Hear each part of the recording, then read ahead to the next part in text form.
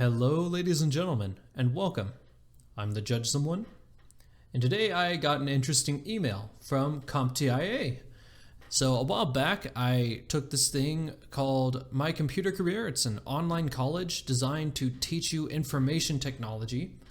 Basically, the goal is to get you hired into the information technology industry and teach you some pretty high-end level IT stuff so that you can it's not only for personal use, but so that you can also work for companies and make a decent living and a whole bunch of cool stuff. But one of their connections is to CompTIA, and CompTIA has actually been very, very actively promoting and being promoted by My Computer Career. They have a bunch of certifications that they offer. There's a bunch of courses. There's even CompTIA itself is actually offering jobs that you can work for them as teachers for.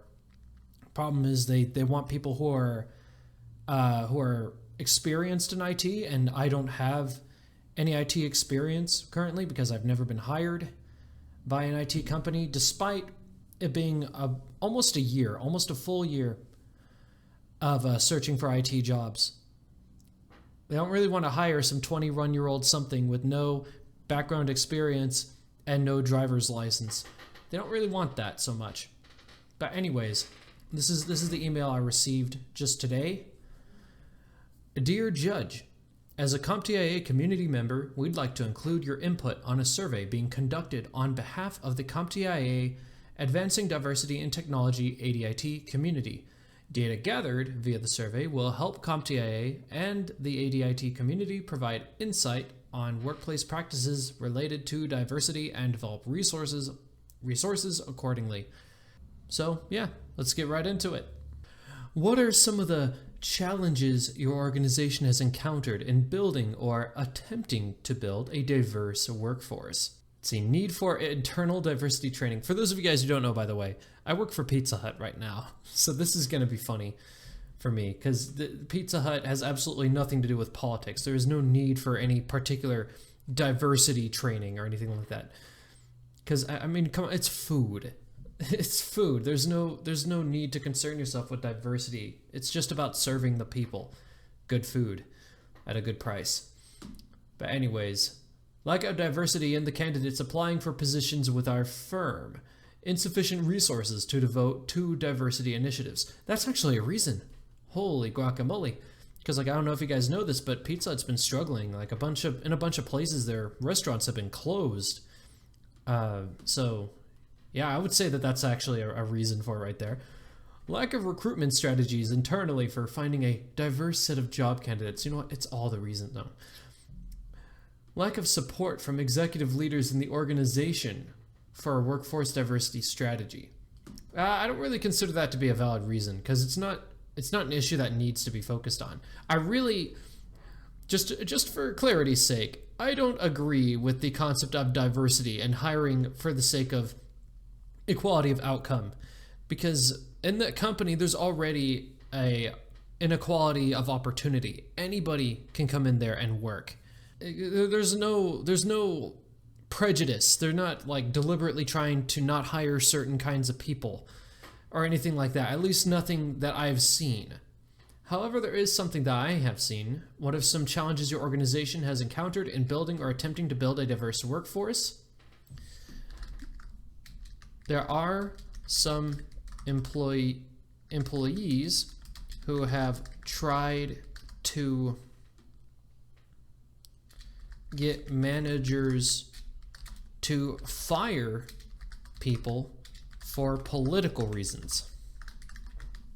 I shouldn't say people. I mean specifically coworkers. Keep it within the organization. There we go. Now, this is a story that I have, by the way. There was this girl that I worked with, and she was part of the LGBT community. She's bi, according to her own words, and one day she just came up to me and she just asked me, "Hey, what's your opinion on the LGBT community?" I told her I don't really agree with it. As soon as I said that, she didn't want to hear anything else from me. As soon as I said that, And then she tried 3 times to file me for harassment. She filed me 3 times for harassment just for giving my opinion when she asked me for it, and tried to get me fired. Now, I wasn't fired, in fact, but they did pull me aside every single time they finally got the complaints through. And they just talked to me and they said, you know what, you're not in trouble, but somebody did this. That person actually quit before the deals even came through. I'm talking like it was several weeks after she quit. So I was like freaking out internally because I didn't know it went by that slowly. So I had no idea that it was her. So I was asking some of my coworkers, I was like, hey, did I ever do anything that offended you? Because it was harassment. They didn't say specifically what it was I did that was harassing. It was just very vague. No idea what it was I was doing that was so wrong. So I was asking people, and they didn't really want me to be asking people, but I was asking them anyways because I wanted to see what it was I was doing that was so wrong and talk it out. But people didn't want to talk to me about it. People. Likewise, what are some of the challenges your organization has encountered in retaining a diverse workforce? Low number of diverse workers leads to attrition by the few. Real or perceived pay inequality between male and female workers. Lack of executive support for formalized retention strategies. Insufficient resources. Lack of formal sensitivity/inclusion training. No formal no formal HR staff. Other, please specify. Not bowing down to the demands of the coworkers trying to fire conservatives. Oh, I really want to see what their reaction is going to be to this. Can you guys read the bottom there? Okay, good. In the next 12 months, which of the following strategies, if any, would your organization most likely consider to increase the diversity of your workforce? Ban conservatives. Ban the obviously evil far right. Well, actually, the actual far right are evil, but no, I gotta be more subtle than that. Let's see, investigate new sources to recruit job candidates, e.g. historical black colleges, different geographies, realign the compensation structure to be more equitable, train existing staff around inclusion, hire a chief diversity officer, develop an annual diversity report. Not banning anybody.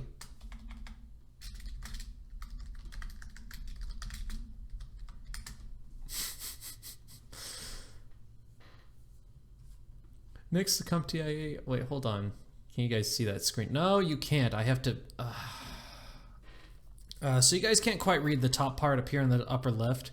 Next, the CompTIA ADIT community is considering developing a business guide to workplace diversity, specifically for small and medium-sized businesses. How important or unimportant do you think it is to have the following potential topics included? A list of programs, links to state and federal government programs and related support organizations that promote diversity hiring and or engagement with qualified small business diversity vendors. Must have. Achieve supplier diversity certifications, e.g. MBE, WBE, no idea what those are, including a list of resources that guide business owners through certification processes, and B, benefits of certification. One of these I'm going to put like not important at all. Guidance on building relationships. Relationships with local communities. That's the most straight thing you can do. Ew, who likes those guys? Gross. That's something that only the non-gays would do. Ugh. Create inclusive environments. There we go. Nice to have, but not critical. There you go. No. Engage in supplier diversity programs, including a list of enterprise supplier diversity programs, and B, list of government supplier diversity programs. Not that important. Build a diverse workforce pipeline. What? Workforce? I don't know what they mean by a pipeline. Nice to have, but not critical. I don't know why I find that so funny. This whole thing is just silly to me. this whole thing, the entire concept of diversity is just, to me, is one of the most ridiculous things. In terms of workforce composition, what best describes your organization's staff? Homogeneous and predominantly Caucasian and male. Can you believe that? Now the thing is, like, the link it took me to was to a survey, right?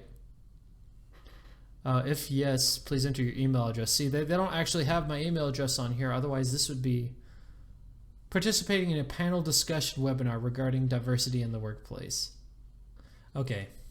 All right. Well, the trolling is fun and all, but honestly, when it comes to the very end of everything on here, these guys are actually interested in reaching out to a panel discussion and having an honest discussion and debate about all of this. I kind of want to go back and actually change my answers to be more real, and then answer yes to this, and then maybe do a video about that. So I think that's what I'm gonna do. But I hope you guys enjoyed looking through this with me. This is funny. But what do you guys think about the concept of diversity, the concept of equality of outcome? Because Pizza Hut, it's already equality of opportunity. They don't that already exists across the entire United States. If you hire somebody, or I'm sorry, if you hire somebody, or if you don't hire somebody because of their race or anything like that, then it's actually illegal. Which is funny to me because I'm seeing nowadays more and more of these companies like wanting to hire like blacks and Hispanics over whites to achieve this, which it's funny to me because it's literally the exact opposite of those laws. Like, I think the best way to put all of this is like by what Morgan Freeman said with this whole concept of if you want to end racism, stop talking about it. Like, the more you talk about it, the more of an issue it actually becomes. It's like, who cares how many whites versus how many blacks are working at a place? What matters is whether or not they're able to get hired. The system should be based on a system of merit, not based on your race, because that doesn't actually matter. If you strip away race, what else separates me? What else makes me truly different from a black guy? Not very much, does it? Not very much actually makes me different if you strip away race. Except for one thing, and that's merit. That's competence. You know, if you strip away race, that's what's left, is our ability to do the same job better or worse than the other. And that's all that should matter to a company. Like, this is just a sign of how badly first world privilege has gotten in America. Like, we're actually destroying ourselves because we don't have any actual problems. So we have to invent ones. We have to like seek out and find problems, whether or not they're actually issues or not, doesn't matter, because we have to show the world of how good we are. Can't just let the good things be good. We have to continue to find more things to solve, because that's the way people are oriented. You know, that's the way humanity is oriented, is to trying to find problems and fix them. Problem is that we're looking in the wrong places for problems. Diversity is not a problem. Not in America. And it never, like, it hasn't been for a very, very long time. There are no known examples of companies belittling people for their race. Except for white people. There are situations where black people will be hired over white people, even if the white person is better at the job. Why? To fulfill quotas of diversity. So it's a real problem. So that's what makes me actually want to go back and change this, because it is an issue.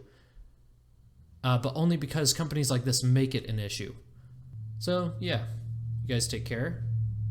Have a good one.